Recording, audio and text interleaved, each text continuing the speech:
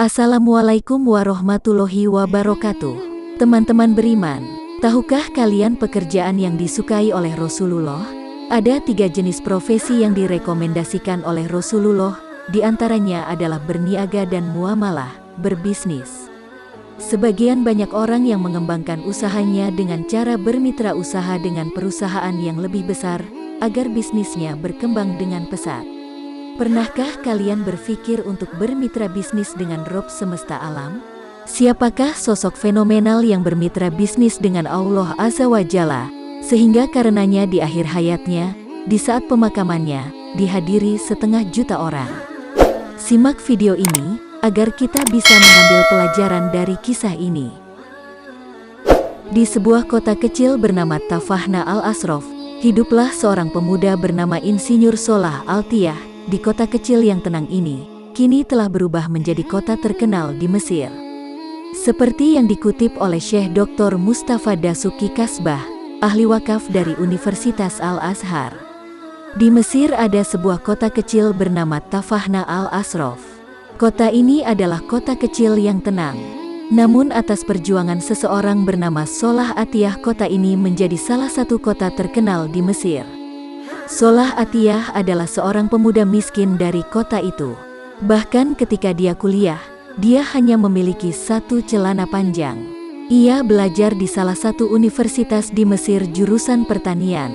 Setelah itu, ia dan 9 rekannya sepakat untuk memulai bisnis unggas dan perkebunan.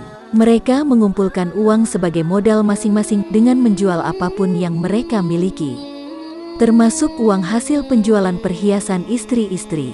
Dan akhirnya uang sedikit demi sedikit berhasil mereka kumpulkan. Kemudian mereka berpikir, bagaimana jika ada tambahan partner untuk memperkuat bisnis mereka, yaitu pasangan 10. Jadi mereka mencari mitra ke-10. Tapi siapa pasangan ke-10? Kemudian Insinyur Solah Atiyah mengusulkan 1 nama sebagai pasangan ke-10-nya, yaitu Allah Azza wa Jalla. Dan Allah akan menerima 10% dari keuntungan bisnis mereka. Dengan perjanjian Allah yang akan memberikan perlindungan, pemeliharaan dan perawatan dari segala wabah penyakit. Kemudian dibuatlah surat perjanjian di bawah notaris lengkap dengan segala klausulnya, termasuk mengikut sertakan Allah sebagai sekutu ke-10-nya. Tak disangka di tahun pertama usahanya langsung melejit. Kemudian mereka sepakat lagi untuk meningkatkan persentase keuntungan kepada mitra ke-10 sebesar 20% pada tahun berikutnya. Hingga akhirnya pada tahun berikutnya menembus hingga 50%. Lalu bagaimana cara mengalokasikan keuntungan 50%? Jadi sekolah dibangun untuk anak laki-laki dan perempuan dari tingkat SD sampai SMA.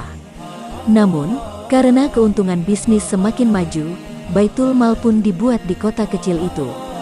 Selanjutnya, Insinyur Solah Atiyah dan kawan-kawan mengajukan izin mendirikan universitas di kota ini. Namun, ditolak dengan alasan tidak adanya sarana prasarana pendukung bagi para siswa. Akhirnya, mereka mengusulkan pembangunan universitas lengkap dengan jalur kereta api dan stasiun dengan biaya sendiri. Dan ini akhirnya disetujui. Untuk pertama kalinya, universitas pertama di kota kecil ini didirikan. Selanjutnya didirikan universitas-universitas berikut ditambah asrama untuk mahasiswi yang berjumlah lebih dari 1.000 kamar. Kemudian Baitul Mal kedua dibangun dan alhasil kemiskinan di kota ini hilang. Setiap panen, seluruh kota diberikan sayuran gratis. Dan juga diadakan pelatihan bagi pemuda pengangguran untuk menjadi petani tangguh. Dan bisa mendapatkan hasil yang diekspor ke negara tetangga. Dan pada puncaknya, Insinyur Solah menyerahkan 100% keuntungan usahanya kepada Allah Azza wa Jalla sebagai partner ke-10. Dan dia berubah menjadi karyawan untuk pasangannya yang ke-10.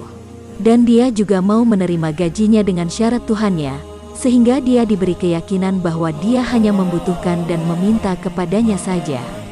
Di akhir hidupnya ia dibaringkan oleh jutaan orang Mesir. Kisah Insinyur Solah dari Mesir ini bisa menjadi inspirasi dan motivasi untuk kita. Beliau adalah sosok pejuang yang kemudian setelah mendapat kemapanan justru ia sedekahkan. Kita kadang tidak mengikut sertakan Allah di bisnis kita, padahal Ialah penjamin dan penguasa segalanya. Wallahu a'lam bishawab.